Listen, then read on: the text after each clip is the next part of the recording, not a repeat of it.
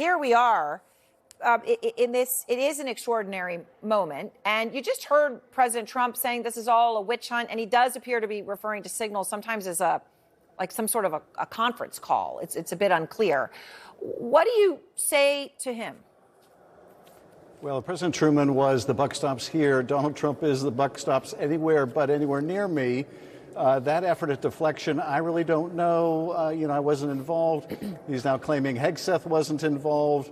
It is really pathetic, but what it tells all of us, what it tells the national security professionals, what it tells people in the Pentagon, what it tells the American people is there will be no accountability in his administration.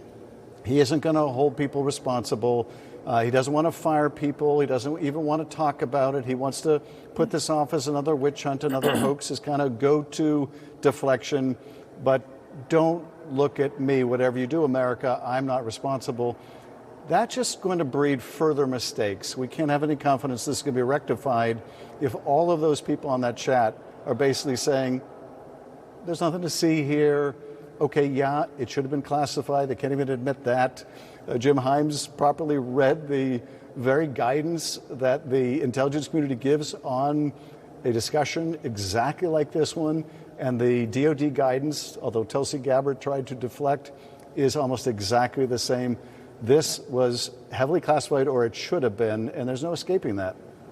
Well, and of course, there's no escaping that phones that were on this are compromised phones, that this didn't go through any sort of protocol. I'm also curious, Senator, what you make of, there are a lot of people in this chat who should not have been there, okay? Lots of them. I mean, you don't have a conversation with staffers and people at the top with operational security attack plans. It's not something the U.S. government does, at least until now when we see this. But the vice president would not be in this chat. The head of the CIA would not see a strike plan package, right? This would not happen. But in all the people that were in there, there's one thing that I noticed is not there. The head of the Joint Chiefs, right? So they're putting all this information out, but not to the operational military guy? It is very bizarre how they chose the people on this chat. It was almost as if Walz wanted to sort of brag to this crowd of people what was going on with this operation. But you're absolutely right. There were a whole lot of people with no need to know. It is, yet another element of why this was so poorly handled, and that is they shouldn't have been talking about this on Signal. It should have been highly classified. They should have had nowhere near the participants in this conversation, even in a classified space. And then to essentially deny or try to denigrate the seriousness of this means that they're not going to address it. It is the sign of both the inexperience and incompetence of a lot of these people. Hegseth way out of his depth. He passed by a single vote. That vote was J.D. Vance in the Senate coming in to break the tie. That has not aged well.